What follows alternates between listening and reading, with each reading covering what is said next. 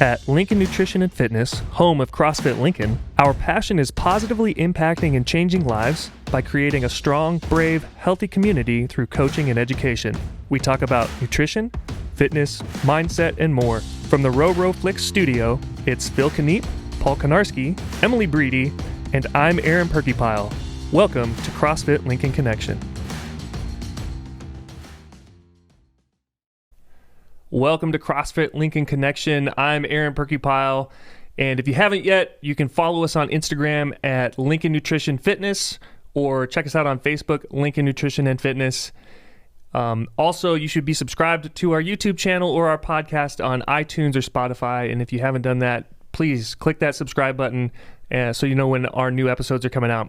Speaking of new episodes, I'm sitting here with Anna McVeigh. Anna is our March 2021 Athlete of the Month. Anna, thanks so much for taking some time to sit with us today. Yeah, thanks for having me.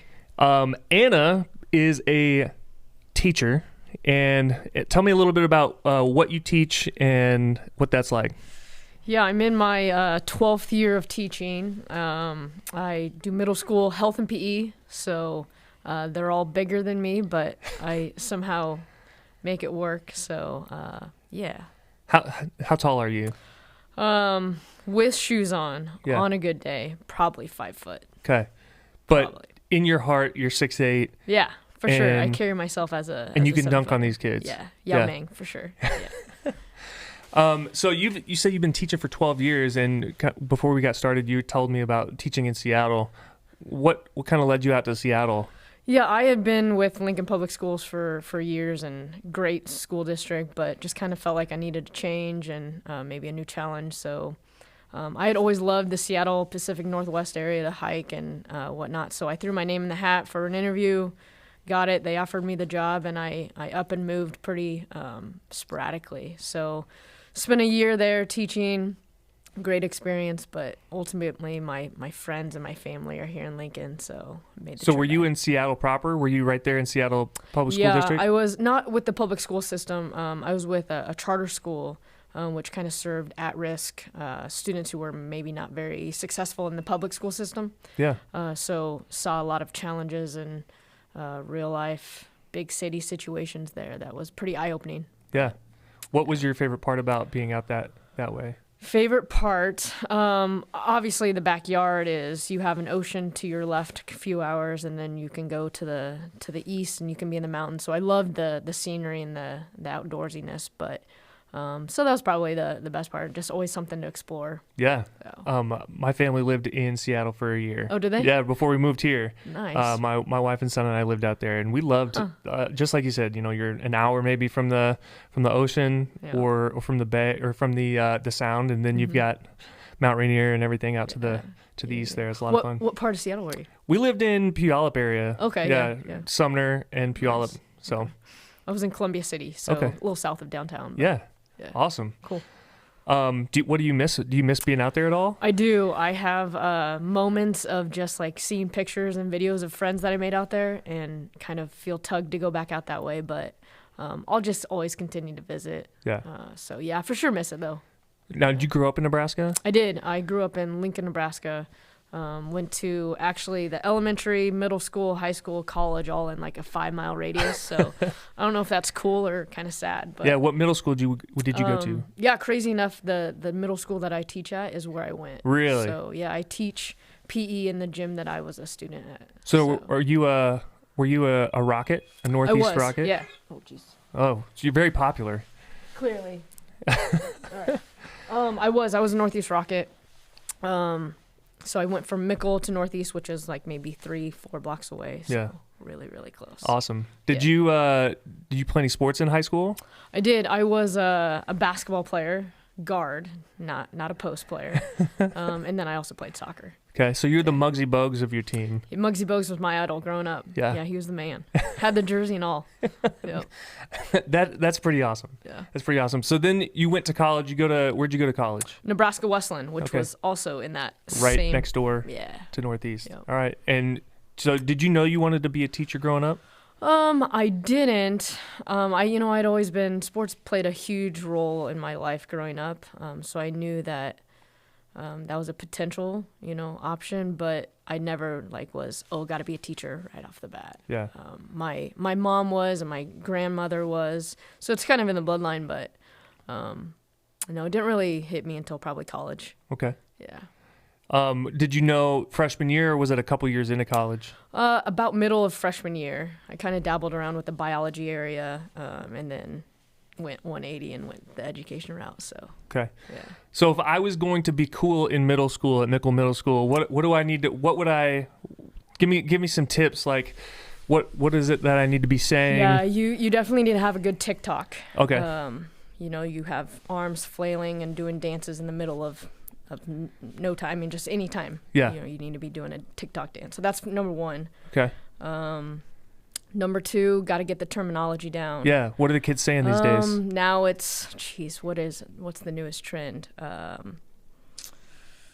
don't know if anything's microphone appropriate. Everything's microphone appropriate. Is it? Okay. Yeah, we put a not safe for kids thing on this. Okay. I don't even know.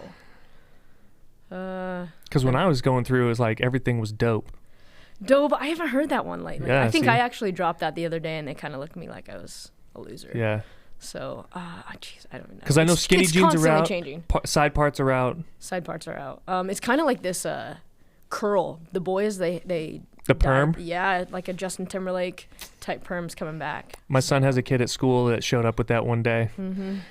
And he's Some kind kids of a can mouthy rock it. kid, and then the kids reminded him that he had a perm, and that was that was rough. Yeah. It's a rough day. But that's in, huh? That's in. The boys are getting perms. Well, I'm screwed because I don't have any hair. Yeah. I've Don't got try to go to middle school. Yeah. Well, there you go. What kind of stuff do you teach what kind of curriculum do you share in your phys ed classes? Yeah, so this year with COVID, it's a little bit different just because the whole proximity has to be a little off, and we have masks. But in general, we usually do like units of sport-based, and then we also do skill-based. So basically going from like individual type sports to dual sports to team sports, just trying to find like anything for a kid to find a niche in. So, you're going to have your students that love team sports, and then you have some that like more thrive in the individual type sports. So Sure. The idea is just to let them or expose them to different things and then let them choose. Hopefully they can find an activity that they can be interested in later in life at some point. So I drive by I don't remember, I think it's Scott maybe, that's down off of Pine Lake. Yeah. Yep. Near Southwest High School, and I think I saw them out there with like a ultimate frisbee Oh yeah. in the fall. Yeah. You teach ultimate frisbee? We do. Usually that's the fall time, or we wait till spring when it's a little bit nicer in Nebraska. But anything when we're outside, we're game for. You teach any pickleball? We do pickleball. That's Awesome. I love it. Kids, it takes a little bit of coaxing, but once they play, they're all into it. Yeah. We do badminton too. Oh, so, sweet. I loved badminton. Yeah, for sure. Backyard games are always a Yeah. winner. So. You pretty good badminton player? I'm all right. Yeah. I'm all right. You got a nice forehand smash? I got a Yeah. backhand. Yeah? Yeah. Oh, backhand. See, I wasn't ever very good at that. Now tennis, different sport. Yeah. So if you could have been a professional athlete in something, what would you have been? I mean, basketball is my love. Yeah. But I would probably need a few more inches. But yeah, basketball for sure. Did you play basketball at Wesleyan? I did. I played for a couple years. Yeah. And then I like to call it I retired. So A hooper. I was a hooper. You're legit. Yeah. So I want you to know that Coach Emily has pointed out that you're all Nike all the time. Yeah. I wanted to know if you're sponsored. That's why I'm doing this video. Yeah. Is hopefully to get it out there to be Yeah. sponsored. Yeah. Awesome. So. Yeah. So Nike needs to start sponsoring teachers, phys ed teachers. Yeah, absolutely. And since there's no eligibility issues, they can pay you. That'd be sweet. I think that's great. That'd be sweet. Yeah. Very good idea. I'm in support. Before you started at CrossFit Lincoln or at Lincoln Nutrition and Fitness, what kind of stuff were you doing for fitness? Because you sound like you're pretty active all the time. Yeah. I would say I was always pretty involved in running. I did a lot of road races throughout Lincoln. Never the fastest runner by any means, but I always was doing some kind of race. My parents were runners, so I just kind of always saw that modeled for me growing up. And I just kind of liked the challenge of doing a longer race or trying to trying to PR at a race. So I would say primarily running. Okay. Yeah. Longest races? The longest race I did was a full marathon. Okay. 26.2. Was that the Lincoln? It was the Lincoln. Yeah.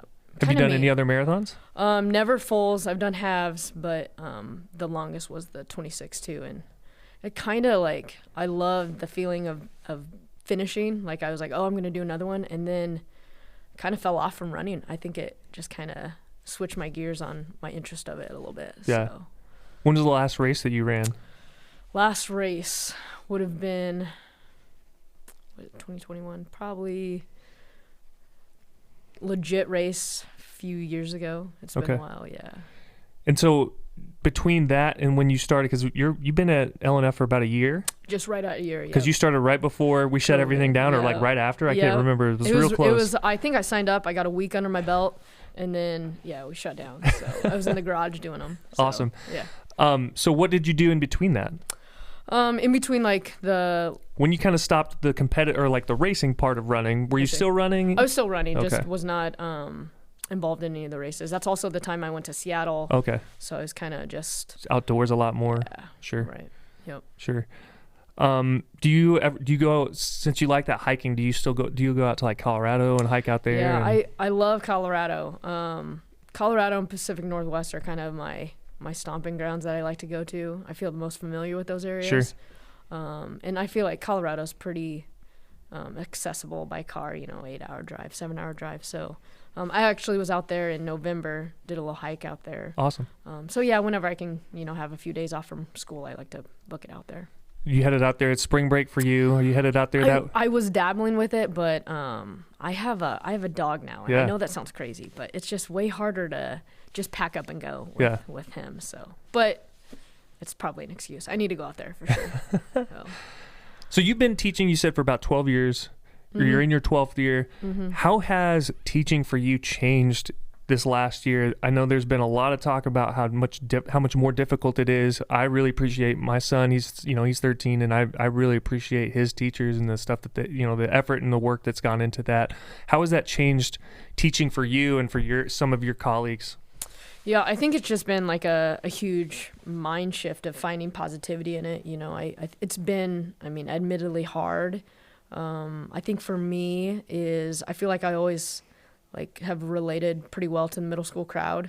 And with masks on, even though it's just like a small barrier, it just makes it way different to connect with people. You don't see the smile. You can't joke around as you typically would. I don't even know what some of my kids' face looks like, eyes down. So for me, it's just been kind of like a connection that took a little bit more time and is a little bit off this year. But that's been the biggest adjustment for me, aside from the curriculum educational part, was just the relationships have been a little bit different. Yeah. Would you say that this has been the hardest year, like calendar year, for teaching for you? Or yeah, I know that those first year or two can be real tough too. Yeah, no, for sure. If I look at all 12 years, this would be up there, just trying to adapt to all the new how to do your curriculum via Zoom and with kids in front of you. That's made it pretty difficult. I think also my year in Seattle was pretty difficult, probably the most difficult out there, but for different reasons. Yeah. But yeah, this one ranks up there as being most difficult. But honestly, I feel very fortunate to be able to go to my job still, even though it's not what we've all been accustomed to. We have a job, we still get to see kids, and we need to be in the buildings to see kids. We shouldn't be at home and having no socialization. Yeah. So it's been kind of like a catch-22. Yeah. Has it been tough for that middle school age group to adjust to that? Yeah, crazy enough, when I heard we were going back in building, this was after being home for forever. We were told, okay, students are going to be back in the building, they'll wear masks. I'm like, middle school students and masks, yeah, right. This is going to be a nightmare. But honestly, they've risen to the occasion. I've always said I think they do masks better than some adults. They're with it. They need reminders every so often, but nothing to what I expected by any means. So, yeah. So, do you have favorite students? Are you allowed to? Yeah, we won't make you name names. Yeah. Every teacher has favorites. Now, sure. Showing favoritism is a whole different ball game, But yeah, you have kids that you just kind of relate to on a different level. But just making sure you're not showing favoritism is the biggest thing. Yeah. So then you must have some kids that you're like, man, if they were sick every day this semester, it wouldn't be a bad semester. Yeah, for sure, of course. Now, if I was a middle school teacher, I think that I would lead with naming and shaming kids. Is that I think is that's that an frowned effective upon. method? I think it's frowned upon, but okay. Well, that's why I'm also not a middle school teacher. A little public shaming probably helps, a little peer pressure and whatnot. But yeah. What was your favorite kind of sport to teach that age group? Favorite sport to teach? I do like the ultimate frisbee unit, and then also usually like the dual sports. I really like because the reason why I like pickleball and badminton is you can have your phenomenal athletes, and then you can have like kind of your shy or timid, and they can still like be really good at it. Whereas if you put them up against them in basketball, of course it's going to be domination. So you have buy-in to with like half the class in that sense. But like with pickleball and badminton, it just kind of evens the playing field for everybody. So I feel like that's more enjoyable for me, is being able to see like the whole class be in it, be engaged, be competitive in that sense. So awesome. Yeah. Tell me a little bit about your family. I have mom and my dad live here in Lincoln. They live about, just about a couple miles from me, so I see them pretty often. And then I have a older brother. He lives in Omaha, has 3 kids, used to be a CrossFitter. What's his name? John McVeigh. All right, John, so listen up. Used to be a CrossFitter isn't a thing. It's kind of like once you're a Marine, you're always a Marine. Yeah. You're a CrossFitter, John. It's time to get back in the gym. I will give him props. He has a nice setup in his basement, so he still does the CrossFit workouts. Okay. He just doesn't belong to a box. Okay. I should say. By that, John. Half of a pass, so you get a half pass. Yeah. And then my sister, she lives down in Tucson, Arizona, with her husband and 3 kids. Okay. Now they CrossFitters? Just adopted. No, not CrossFitters. Josh is into weightlifting and whatnot. Okay.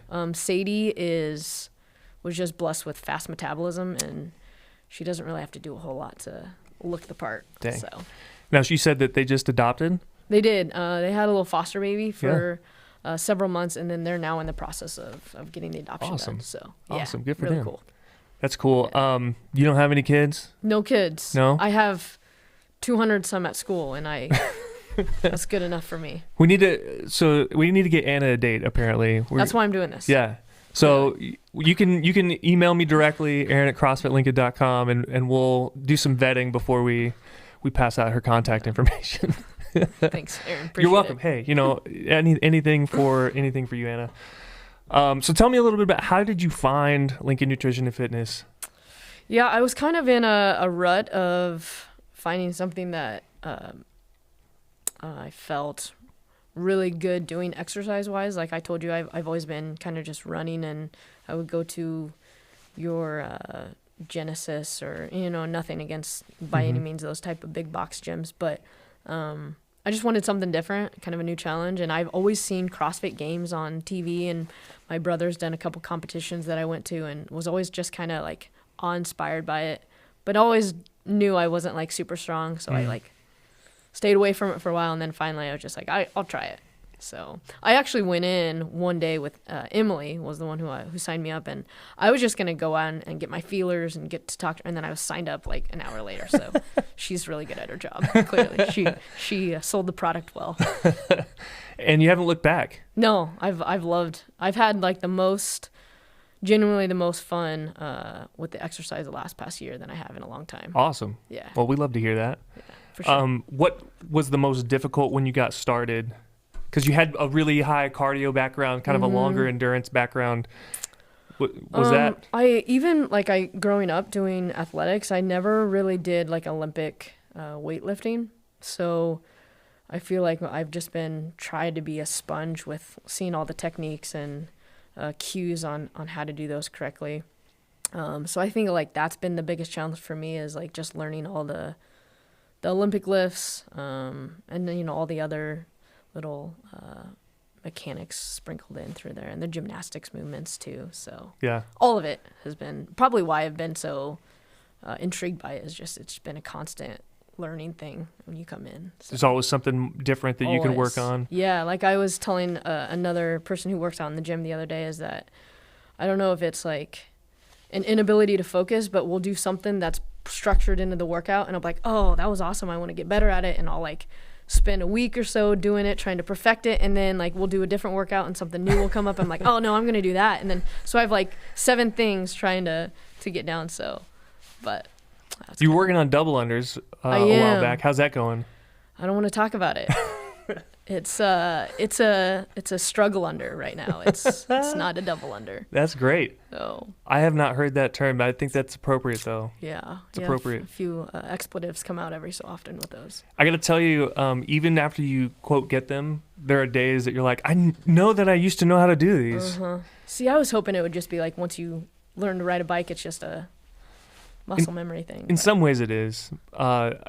If I haven't done double unders in a while, like if they haven't been programmed for a while and then I do them, sometimes it can be. But if you keep doing them pretty consistently, you'll be all right. Okay. Yeah. I was talking to somebody, and not to name names, but she said it took her like 6 years to figure it out. And I was like, I don't know if that makes me feel good or makes me feel bad. But I'll get them at some point. So you're only 1 year down. You got 5 years to go. Yeah, right. And you'll nail it. What's your normal workout time? Oh, geez, that's lately it's been 4:30 time slot after school. Admittedly, it's been really hard to get up early during winter months and dark times. So I've been going to the later time, but preferential would be morning. But I'm kind of like, it has to be 5 a.m.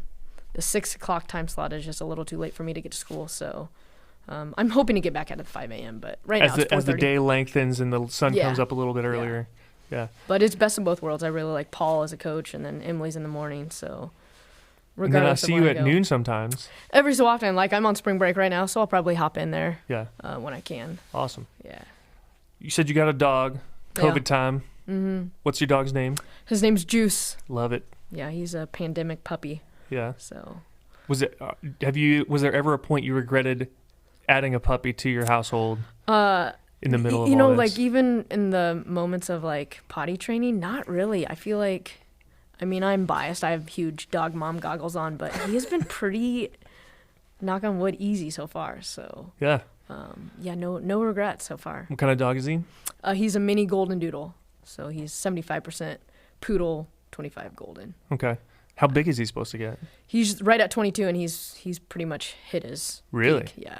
So he's a little guy. Yeah. You couldn't go with something big, huh? I mean, I kind of want to look like I'm in control on the walk. I don't want to, You didn't want it to look like they were walking you. Probably I got you. An ego thing. Yeah, I got you. Is that the same reason why you don't teach high school?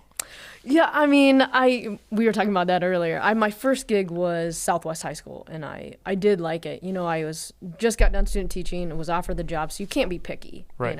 You take it. And I learned a lot that first year. But what happened was a new school opened. It was SCO Middle School at the time. And I was offered that position, and I just felt like opening a brand new school was something you couldn't really pass up. So I went that route. But I really liked coaching and teaching the high school level. But I think middle school's my niche, for sure, with the teaching at least. Yeah. Did you get to coach at Southwest too? I coached at Southwest for a couple years and then went to Northeast where I graduated. Coaching basketball? Yeah, basketball and soccer. Yeah. You still coaching? I don't. This is my second year of not teaching high school sports. Okay. So I've been more of like a spectator. Yeah. Which I guess this year I wasn't because you couldn't go. But are there middle school teams that can be coached? Yeah, there are. It's like middle school athletics, but it's on a different level than high school. Yeah. Yeah. But yeah, it's still coaching in a sense. Now I'm seeing a lot of it's kind of that time of the year where principals retire and then everybody gets moved around, like announcing, is there a new principal coming to Mickle? Yeah, I thought I saw that. His name's Jason Shanahan, and what's cool is that when I was at SCO Middle School, which would have been my second and third year of teaching, he was one of my coworkers. He's a PE teacher, a former PE teacher. So I'm pretty excited to have him. One, I loved working with him, and now he's going to be our principal. So, and then he has that PE health background, so I'm super stoked to have him. Awesome. Yeah. Are we going to see your name as principal at some time in the future? I don't know. No. I really like being in the classroom. Yeah.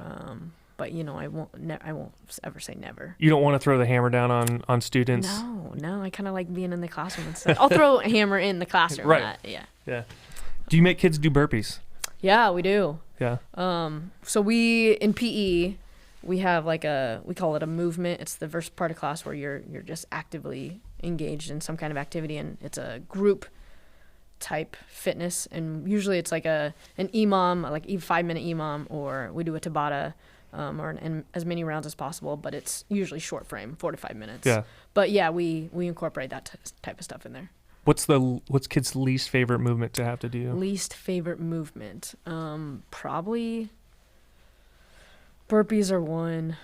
Do you do jump tucks or anything like that? We don't do any jump tucks. You No. do just air squats? We do air squats, and they're not a big fan of squats. Actually, they're pretty good at it now that we've done some teaching behind it. But probably lunges. I always hear complaints about how sore they are the next day. Lunges make me sore the next yeah. day. But probably burpees and lunges, I'd say. In fairness, lunges make me sore the day after the next day. So you're a 2-day. You're a Yeah, 2-day out. yeah. Mm-hmm. The next day I'm usually okay. There was something there, and then if it was today, it would be Wednesday, and Can't do stairs. Yeah. can't sit down on Yeah. go to the bathroom. You're like, man, I hope I don't have to sit down. Right? Like my butt's gonna fall off. What have you seen the biggest change in your life, or in your from a physical standpoint or mental standpoint since you joined the gym? I think just like physically, I've for sure gotten stronger. But I will say, like, I came with a very low baseline on like strength. I've always done resistance training, but it was always with a straight bar. It was never like to max. It was never to do like gain strength, if that makes sense. So I came with like a pretty low baseline, but I've gained quite a bit of strength in my year that I've been here. Still like nothing off the charts by any means, but so that's been pretty cool to see. Mentally, it's like a twisted enjoyment to like get your butt kicked during a conditioning Metcon workout, but like it's addicting. I don't know what it is about it. And like the moment before the buzzer goes 3, 2, 1 and you start, there's like I don't know, maybe that's just the me. butterflies. Yeah. Yep. Oh, that's Even though everybody. it's just like a class of maybe a few of us. Yep. But yeah, it's there, which is pretty cool about it. If you were gonna put together your own workout, what would be in it? Burpees. Unpopular opinion. Yeah. Burpees. But I've always said that like I have maybe a 2-foot drop to the floor, whereas like your other average CrossFitter has like 5-foot drop, Yep. at least. So, yeah, I would say burpees. I know that's going to be, like I said, an unpopular opinion. Okay. What else? Running. I do like the running involved.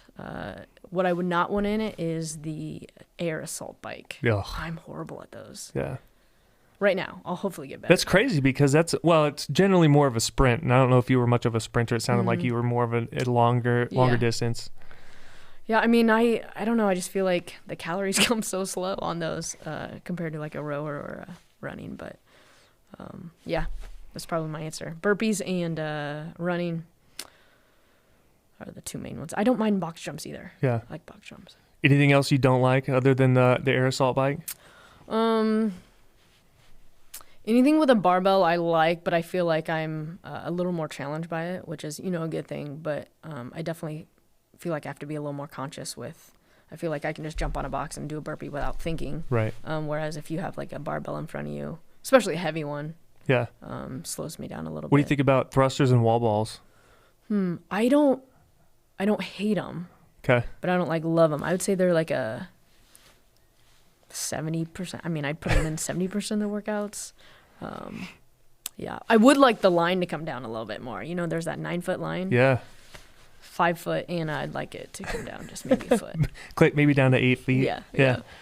Are you going to do the CrossFit Open? I am. Yeah. I did my first trial run on that Friday. Got my butt kicked, but it was one of those like got your butt kicked, but it felt good. Yeah. So did you sign up? I did sign up. Okay. Yeah. So I'm kind of still figuring out scaled, not scaled type thing. So we'll see. Yeah. I'm just going to go at it blindly, I think. That's the right move. Yeah, okay. Did you do the Open in October? No, I haven't done any of it. Okay. Well, we did them in class, so I don't know. You might have done the workouts in class, but you didn't realize you'd done it? Maybe that's it. Yeah, I don't know. Okay. Yeah, because I felt like my 20.1, which was last Friday, that was my first, but maybe I did it, like you said, unknowingly. Yeah. So are you nervous about the Open? I don't. It's your first step to the CrossFit Games. Right. Getting on that television. I want to say no, but that's also because I'm like naive and I don't really know. You don't know what to expect. No, like I was working out the 20.1. I was working out next to Jess and Sarah, and gosh. I was like, "Are they all like this?" And they're like, "Oh yeah." So I'm like, "Okay, well they're saying it's bad. Then it's gonna be pretty." Did you bad. have someone score for you or Yeah, judge for you? Heather, the coach, Yeah. actually was the one who scored for me, judged for me. And you said that it was just kind of rough. Yeah, I mean, I liked it. I liked it because there's burpees. Yeah. And I didn't really mind those, but it was pretty brutal. Was it was it weird to have someone there counting for you, or was that kind of nice? I felt like I just still did it mentally. Yeah. So it didn't really bother me one way or another. Yeah. I guess it was kind of nice just to have a second counter. Yeah. Did you get any no reps? I didn't get any no reps. Yeah. Do you remember how far you got in? Did you finish it in the time cap? I did finish it. I did. Okay. What was the time? Was it a 15-minute time cap? I think I did it in 13:09. Yeah. So it's ground to overhead, like 8 ground to overhead and 10 bar facing burpees. Mm-hmm. 10 rounds. 10 rounds. And I think it was a 15 or 16-minute time cap. So. I got done, but I also did the scaled version. Okay. So I can't even imagine doing 65. So let's talk about that for a second. You know, because I hear a lot of athletes that are like, "Wow, but I only did it, this thing." But you talked about you got your butt kicked. So tell me a little bit about kind of your mindset of when it says RX or RX plus, or when you quote scale a workout or something like that. How do you feel like you really shouldn't count it? Well, like count it as in I didn't really do it, or what do you mean by that? Well, yeah, I think some people believe that if they scaled or they did the quote scaled version of it, that they're like, oh, but it wasn't like you said, I can't even imagine doing it 65. Well, okay, physically, maybe you're not there to be able to do the 65 all 10 rounds under the time cap kind of a thing, but you had a really, really tough workout. Yeah, I mean, I think I felt semi-successful with it and proud of it, like getting done, because I felt like the scaled weight for me was like still a really good challenge. So I got a good workout in, which was a win for me. But I just feel like the competitive sense of me, like I always want to do RX. Okay. Yeah. So. Sure. Yeah. So it sounds like the Open this year is going to have like 4 different types of workouts that you can do. Yeah, I saw that. And I'm going to tell you right now, it's okay to pick on a week where it's like, if they wanted you to lift, 95 pounds overhead and you're like, it's not going to happen. It's okay to go the scaled version. Okay. And it doesn't, like, I promise you that they're all going to be tough. Yeah, it's still, right. Scaled doesn't mean not, or easy. Doesn't mean easy. That's exactly right. Okay. Exactly right. As you can attest from last Friday, right? Yeah, for sure. So it sounds like you'd love to see some burpees. I would. Some box jumps. I don't want to ruin it, but yeah, I would, for sure. You're going to see burpees, I promise. Burpees and thrusters, I can almost, I can guarantee it's going to show up at least double once. unders. I know double unders are always in there. Yeah. So it's good stuff right there. You said that you had like a list of 7 things right now that you're working on, and probably it's bigger than that. But what are kind of your top 3 that you'd really love to kind of dial in? I mean, hands down, double unders, just because that's been a struggle for a while. And I feel like I look at everyone else in it. They make it look just so like effortless, butter, I can just do it. So that's part of it. And it's in a lot of workouts. So I'd like to get that done. That's what keeps me from RXing mini workouts too. So that's the other part. I'd also like to get better at snatches, because you always feel like kind of a badass doing a snatch. Yeah. So I'd like to do that. And then, everyone wants to do a bar muscle up, ring muscle up, but I probably need to get better at hips to bar before I do that. So there's always progressions along the way. So. How have your pull-ups progressed from when you started to now? I don't know if I came in with, I maybe could do 1 coming in, like a strict pull-up. Sure. And those have progressed pretty well. Awesome. I think I maxed out at like 10 the other day. So. Last fall we did a workout in the rail yard. Mm-hmm. I think it was last fall, right? September, October-ish, right. Into September maybe. And you brought a whole crew of people. Yeah, Am I right? Yeah. Am I remembering that right? Yeah, I brought a few, yeah. Like 3 or 4? I think it was just 3. Actually, it was just 2 of us. No. Yeah, it was just 2. Yeah, 2 of my teacher friends. Okay, so two others. Yeah. So there's 3 of you together. Mm-hmm. Where are they at? Yeah, so another coach asked me that. So CrossFit Lincoln is situated 9th and Van Dorn.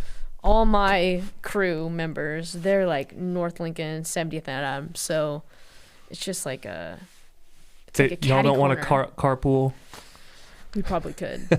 If you want to call them out, we called out my brother already. We can call them out what are too. their names? Lindsay and Julie. Yeah, Lindsay and Julie. One of them won sessions, right? And she came through for her sessions. Yeah. They both love working out, so we sometimes hit garage workouts. Hello. So I know. We have a giant garage that you can come work out in. Big garage door. We can even open it. It's getting nice out now. So Julie and Lindsay, they need to come out. Who else do we need to call out? Who else in your crew needs to come down and at least try something out? I have a good friend, Laura, and her husband, Tyler. They'd be good at it. She has a gymnastic background. I do. Every so often, I text them to just come do a workout with me. But yeah. I'll give them a free workout. Tell them come through. I'll tell them. You need to make some friends on the southwest side, it sounds like. Yeah, I need to get out of the northeast Lincoln niche. Yeah, I agree. What do you wish that you had known before you started? Yeah, I think the one thing that I'm trying to tell students and then also other people that I work out with on my own is like I used to have the mindset that you had to do this long, grueling run for an hour, treadmill, whatever. And that's not the case. Like I feel like I'm in probably the best shape I've been in a long time, maybe ever. And it's off of a strength piece with the first part of class and then a pretty hard Metcon. And that's, what do those max out at? Like 20 minutes maybe? Yep. It's about the longest one. Because we only got an hour. Right. So and with that time frame, and I do a little stuff on the outside, but really on that time frame, like I'm in pretty good shape of what I have been in years past of running long miles. So I feel like what I would have liked to have known is that you don't have to do hours and hours of cardio and dumbbell stuff. Yeah. So